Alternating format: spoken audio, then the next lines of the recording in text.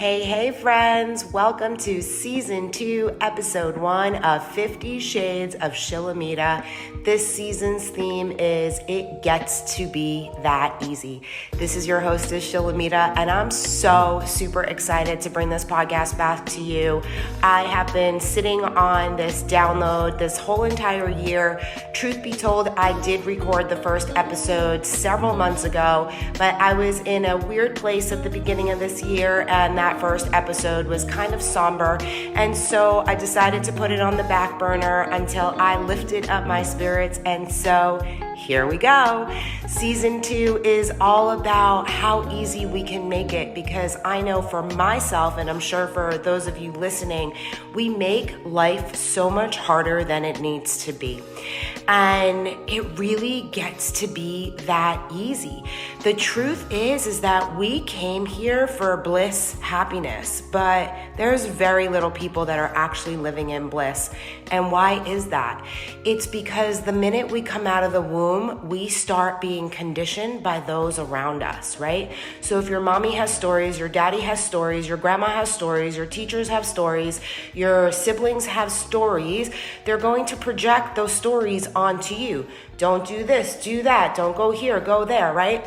I'm really careful when I tell people my opinions because I happen to be kind of bougie at this point in my life. And so I'm very critical on the things that I do, the people I spend time with, the food that I eat.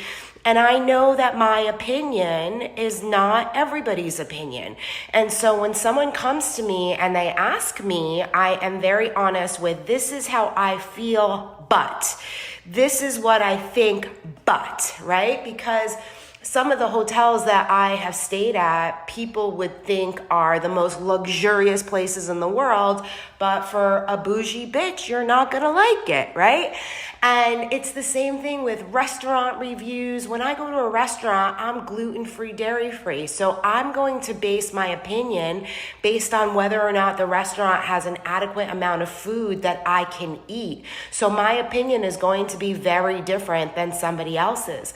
And so what I invite you to explore in this season is what parts of your life are you actually making harder than it needs to be, and who are you seeking out opinions from, and who are you getting advice from, and are you putting all your eggs in that basket, right? Because a lot of people do this. We're afraid to make our own decisions, and I am totally guilty of this, especially when it comes to business at this point in my life.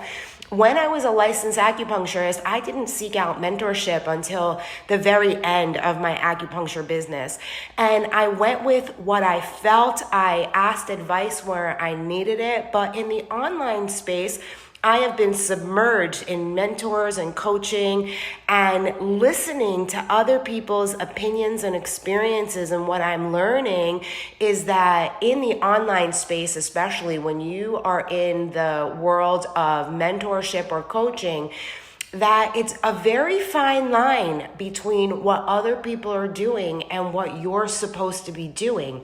And what we find ourselves doing is we find ourselves comparing ourselves to other people, to other mentors, to other coaches, thinking, well, they're doing this, so I should do this too. Well, they're doing it this way, so I should do it this way too. And the one theme that keeps coming up for me this year is that you have to be radically in love with whatever you're doing. And so my online coaching career, mentorship career, has really not been that. I mean, I am in love with the retreats that I sell, and so my retreats sell out pretty easy. I am in love with the one-day in-person events that I do, and so those are pretty easy for me to sell as well. But the programs that I've done and the things that I offer have really been in should energy. I should do this. I should offer that. I just did this retreat, so I should sell something off of the back end of that, right? And we create our businesses around what we're told to do or what we see others doing instead of going inward.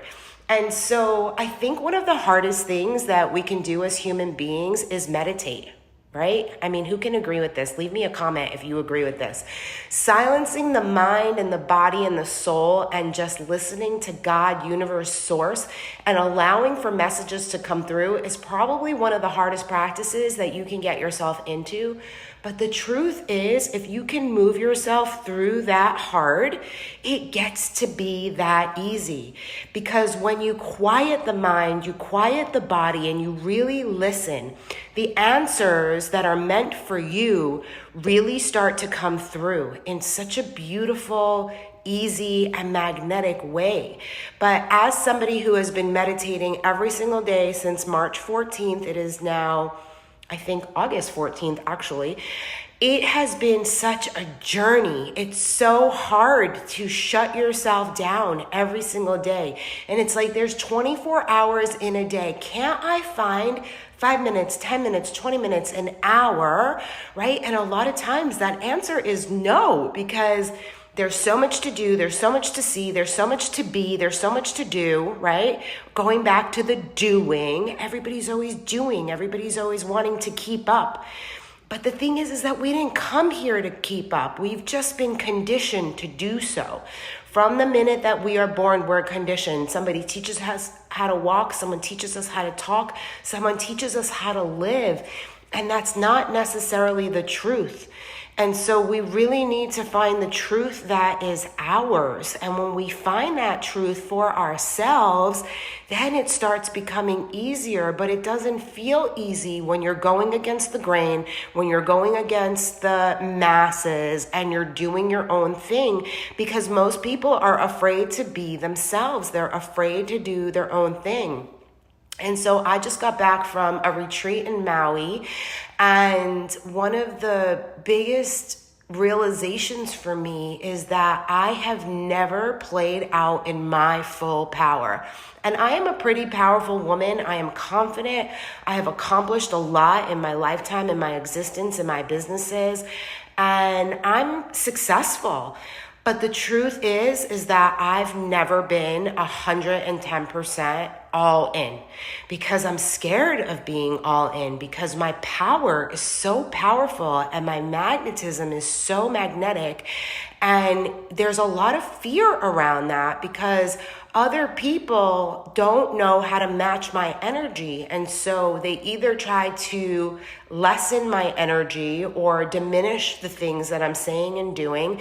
And so a lot of times I find myself toning it down in what I'm wearing, toning it down by not, wearing makeup and doing myself up. I try to not be more than, so that I can fit in. But the truth is that I don't fit in. I am not an everyday, regular life kind of person. My thoughts, my contemplations, my knowing is just so different than the norm. And so because of that, I've made it so much harder for myself, because as a projector in human design, and just from my personal experience, one of the things that I've really desired in this lifetime is being known, being seen, being recognized, being admired. And as soon as I get that kind of attention, it kind of creates this shutdown mode inside of me, because it feels so uncomfortable. Even though it's what I deeply desire, I'm really having a hard time with really allowing myself to fully be seen, to fully shine, to fully step into the woman that I am, not even the woman that I came here to be, because I really feel that I'm on that trajectory. I really do live in that lifestyle of this is who I am, this is who I'm here to be, but I tone it down wherever I can, just so that I'm not too much. But the truth is that I am too much. So what do you do when you're too much and you don't know how to play that out in your full everyday life? Well, the thing is that the people in your everyday life, chances are they're not the people who are going to get you to the next level. Because the fact that you live in the town that you live in with your everyday people, those are not necessarily the change makers. Those are not necessarily the legacy makers. Those are not necessarily the people who are here to change the world. But those are the people that you have chosen to spend your everyday time with. And so we start to conform to the people that are around us, and we try to fit in. And in turn, we start to make our life so much harder than it actually needs to be, because life does not have to be that hard. The human existence in itself is hard, right? Like getting along with people on a daily basis, trying to fit into an existence that is just not what we're meant to be, just because we landed in a certain place. For some people, it's not possible to just pick up your stuff and go move. It's not possible to spend months in a monastery. It's not possible to go to retreat after retreat where you're able to really be in your full essence. And that's why I love being in the online mentorship space, and I love hiring coaches, because I love the evidence of this is what you get to do and you get to be when you're unapologetically you. But it's really hard to do that in everyday life when you don't have a support system in place to really let you know that it's okay. It's okay for you to go on your own path. I'm actually sitting in my bathroom recording this right now. I'm looking at the mirror and I'm looking at my silver hair. And I actually had somebody say to me last week, "Don't you want to dye your hair?" And I just laughed. I haven't dyed my hair in 4 years. I happen to love my silver hair at this point. I think it's character building. I feel that my wisdom shows through my hair.